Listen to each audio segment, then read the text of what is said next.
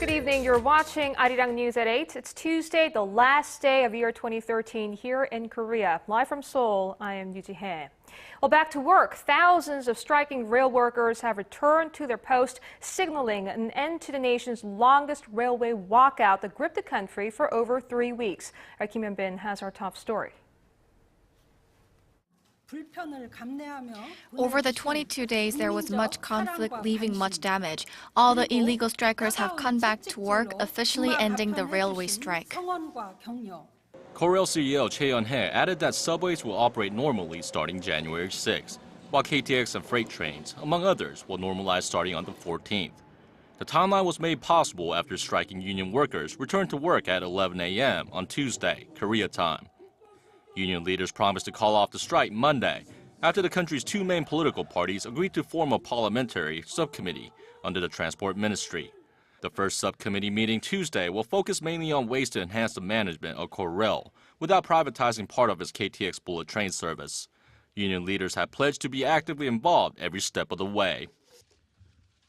We will be actively involved in the new subcommittee to guide it in the right direction, and we will share the process with the public to enhance our public railway system. The formation of the new subcommittee was one of 5 changes the union asked for during talks with management last week.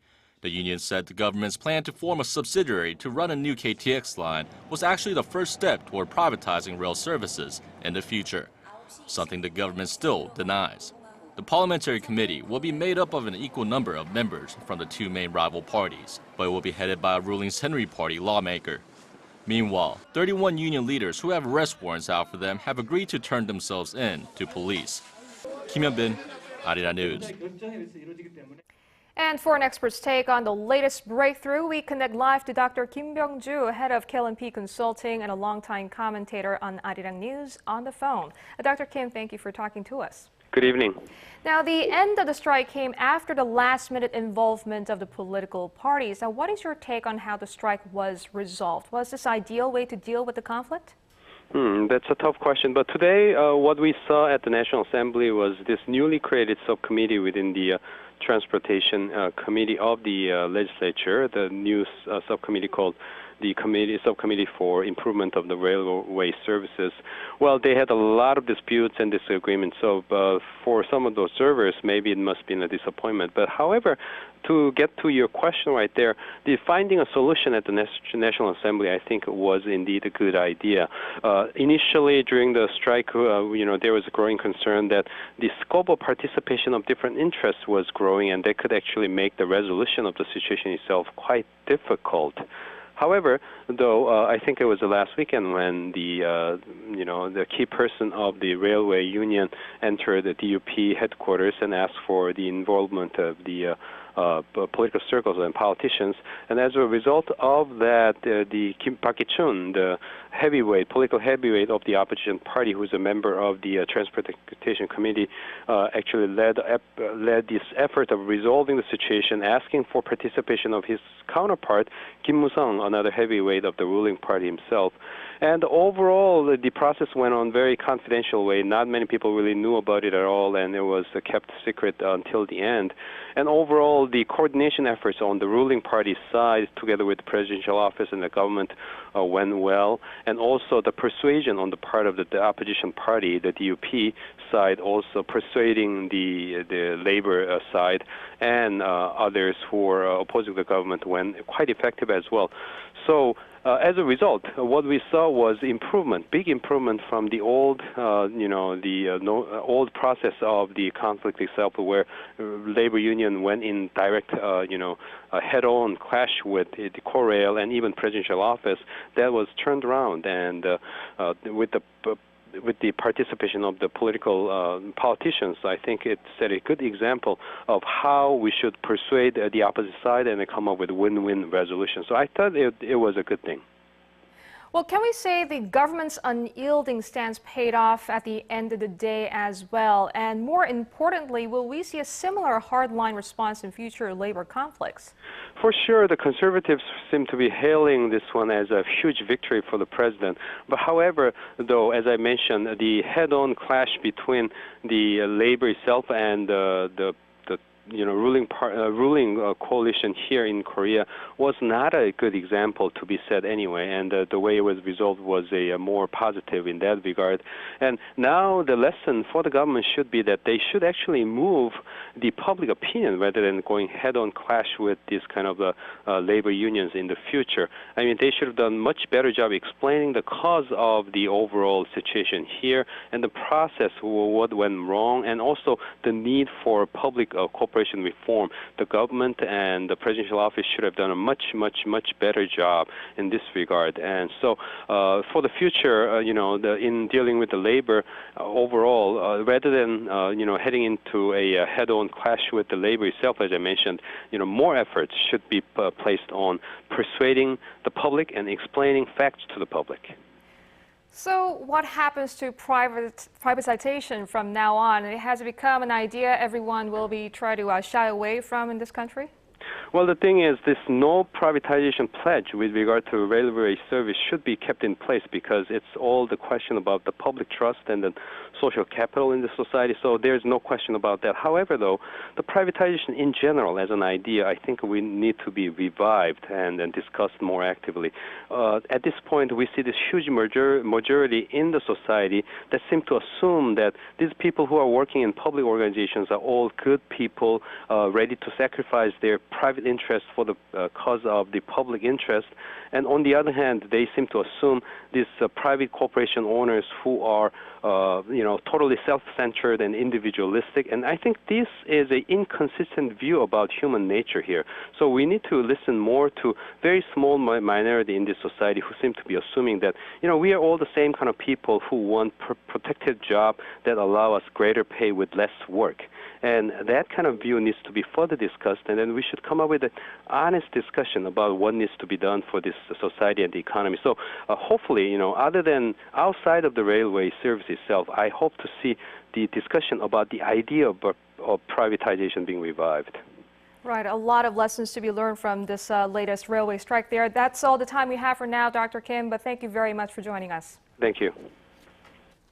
And moving now to the National Assembly, the ruling and opposition parties reached an accord Tuesday on measures to reform the nation's main intelligence agency, but are still butting heads over a series of key bills, including the national budget for next year. Our Kim Hyun-bin has the latest.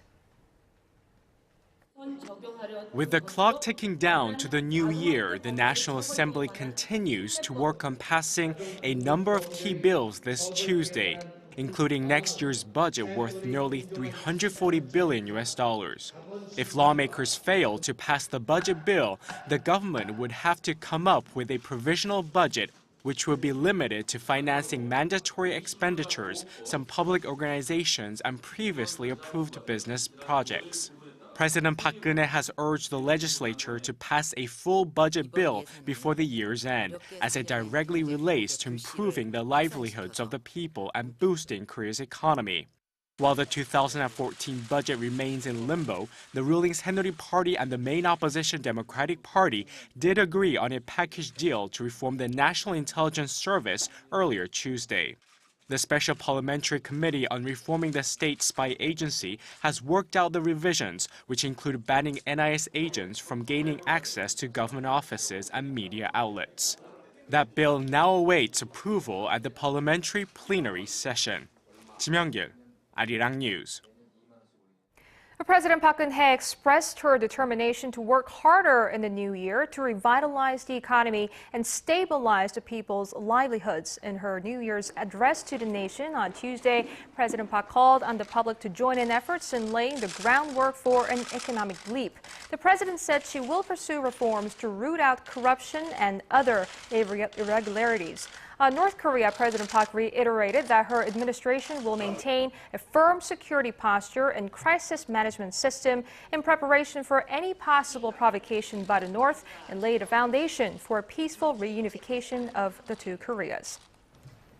And staying at the nation's top office, presidential spokesperson Kim Hyun-bin has resigned from her post. In a press release on Tuesday, Kim said she plans to take some time off, adding that it was an honor to serve under President Park Geun-hye during her 1 year as press secretary, and that the president truly is a person that focuses solely on the happiness of the public. Presidential Chief of Staff Kim Gi-chun is known to have accepted Kim's resignation.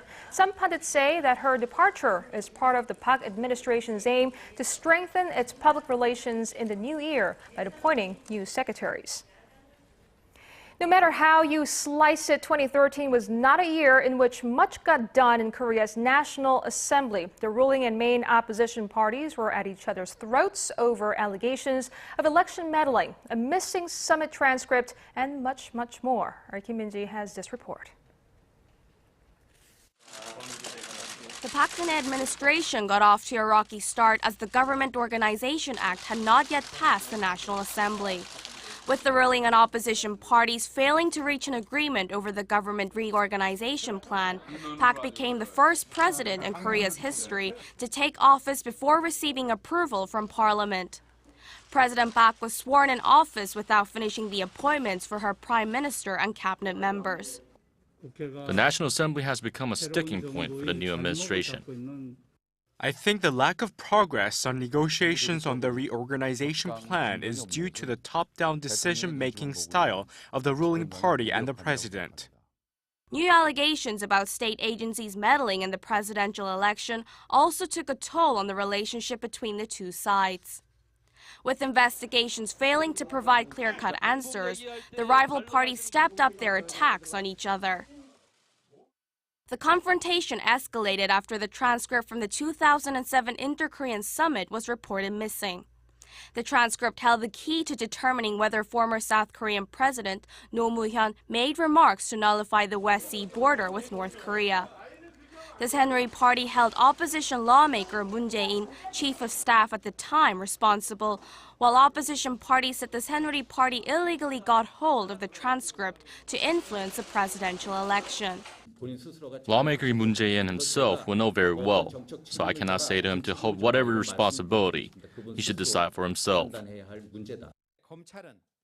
The prosecutors should conduct a fair and detailed investigation into how the transcript was leaked. Despite the wrangling, lawmakers from both sides were able to successfully mediate the prolonged nationwide railway strike that came to an end on Monday. Kim Min-ji, ARIRANG News. There are signs North Korea could once again threaten South Korea right after an annual military training exercise between South Korea and the United States that is scheduled for March. The Seoul-based Institute for National Security Strategy says there's a high possibility Pyongyang could attempt a fourth nuclear test or launch another ballistic missile following the annual Key Resolve and Fall Eagle drills. The institute adds the move could be to strengthen internal unity, which could have been affected by the execution of Jang Song-taek, the once powerful uncle of North Korean leader Kim Jong-un. In response, the South Korean military said it was ready to retaliate if provoked. Pyongyang recently dispatched 60 attack helicopters and 200 pieces of heavy artillery to islands near the western maritime border. Touch base with journalists, experts, and analysts who are taking the pulse of Asia's heartbeat.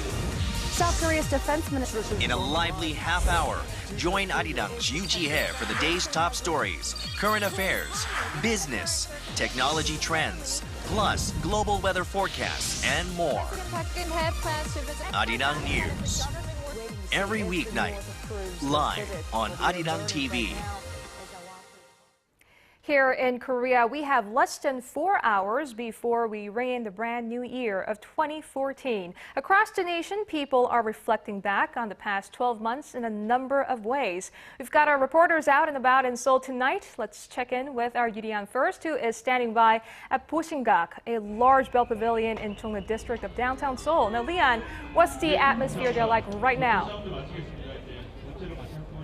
Hi, Ji-hae. The atmosphere here right now is changing by the hour. A lot of people are pouring in, and the police have been stationed now to control the number of crowds that are expected to bloom at this hour. And right now what you're hearing is the rehearsal for the live performances that are going to take place later tonight. And we have less than 4 hours until then. And I've been able to talk to some of the people that are out here for what their new resolutions are for the next year.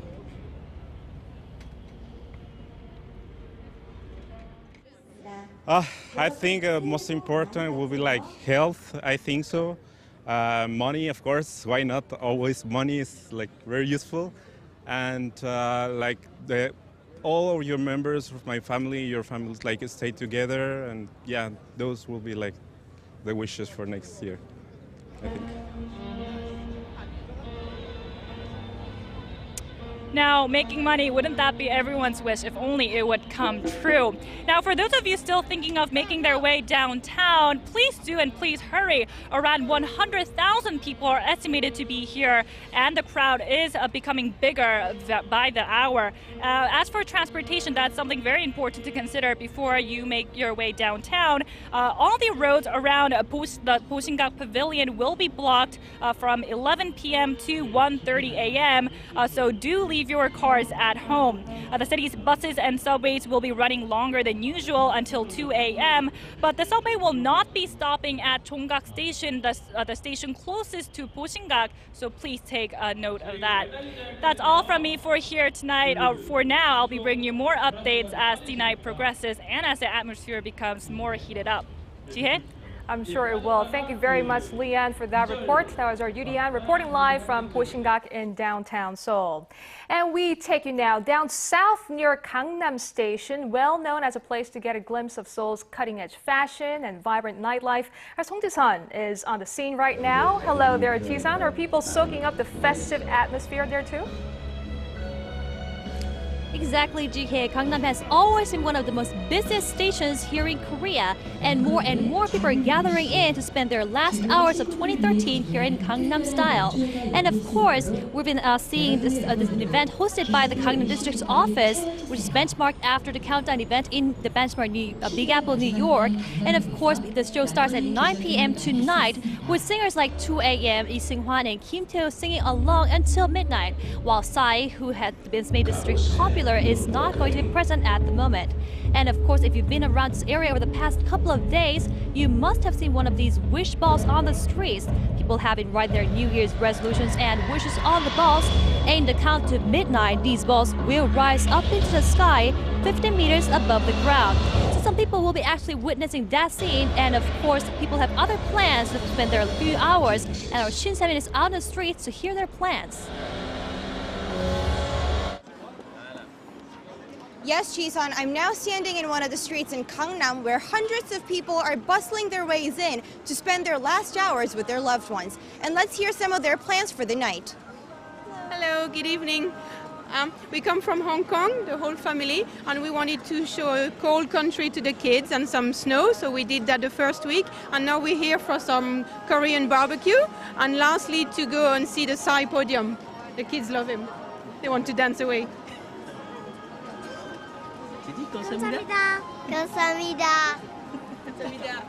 And that was some of the plans we had from Gangnam, and I'll be back with more interviews after the midnight. So all of you have a great hours until the last hours of 2013, and I'll be back with more updates at Primetime News, 10 p.m. Korea time. Ji-hae. All right, Ji-sun, thank you very much for that report. And Se-min also, we'll talk to you soon. That was our Song Ji-sun reporting live near Gangnam Station.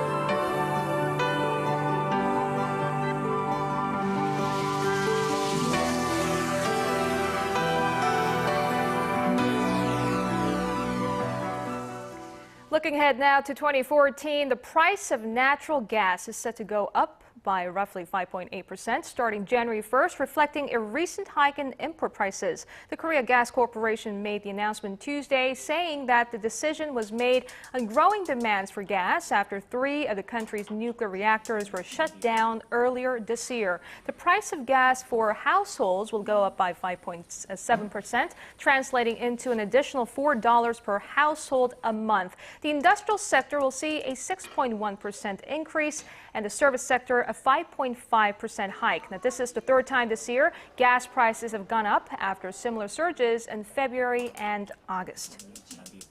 The world saw signs of recovery in most advanced economies this year, but these were counterbalanced by recessions in a number of emerging markets. Our Jin-ju reports on what to expect in the global economy in 2014. The world is about to bid farewell to 2013, a year in which confidence in the euro was restored and economic growth in China accelerated again, while most emerging markets suffered one of their worst economic crises in decades. So what about next year? Economists project tepid but steady growth in 2014, with recent economic indicators looking positive. The U.S. Federal Reserve provided a concrete example of that optimism earlier in December when it decided to start scaling back its monetary stimulus based on the strength of recent signals from the economy. The International Monetary Fund also made an upward adjustment to its projections for next year's growth rate to around 3.6% from roughly 2.9% this year. However, analysts say there are still some obstacles to overcome, with corporations still unwilling to invest and the high unemployment rate in the U.S. And as for the world's second-largest economy, China, it forecasts its economy and financial market to be on a steady path next year as it tries to shift from its current traditional export-led model to a more domestic, consumption-driven one. While no official economic target has been announced for next year, many economists predict that Beijing will set a similar 7.5% or higher goal. And the Eurozone, while looking a lot more stable than it did at this time last year, remains the biggest question mark for the global economic outlook. In 2013, the Eurozone finally came out of a long recession and confidence in the single currency was restored. The trend toward stability is likely to continue in 2014, however, the growth outlook remains on the downside. Overall, analysts point out that despite some signs of a brighter future ahead, there is a need to address the big structural problems and imbalances that continue to weigh on the global economy. Oh Jin-ju, ARIRANG News. We take a closer look at how the global economic conditions affected Korea in 2013 in terms of how we spend. Connie Kim says there has been strong re-emergence of 2 consumption behaviors. Korean society has entered a slow growth stage, and in 2013, that was accentuated in 2 already existing consumption patterns that came to the fore. As a response to the slow economic growth, consumers are purchasing low-cost everyday products, while at the same time spending more on goods that reflect their tastes and interests. The Korea Trend Research Institute included budget phones and less expensive convenience store brand products on its list of 2013 hit items. Budget phones targeted the niche market of customers who only wanted the basic functions of a cell phone, while the convenience store brands targeted consumers looking for bargains. I usually purchase convenience store brand snacks and coffee. I buy these products because they offer a wide variety, lower prices, and are high quality. However, on the other hand, individuals showed a different purchasing trend when it came to small luxuries, including desserts, liquor, and premium perfumes.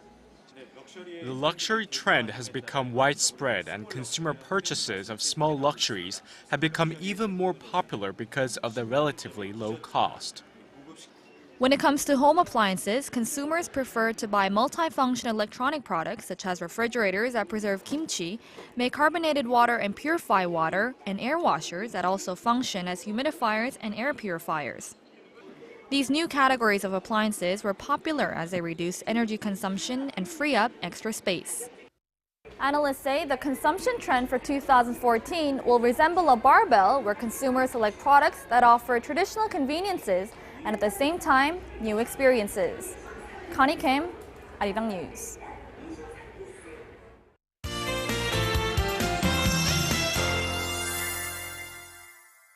Let's go over to our Kim Bo-kyung at the Weather Center. Now, Bo-kyung, with many headed out to celebrate New Year's Eve, how's the weather looking at this hour?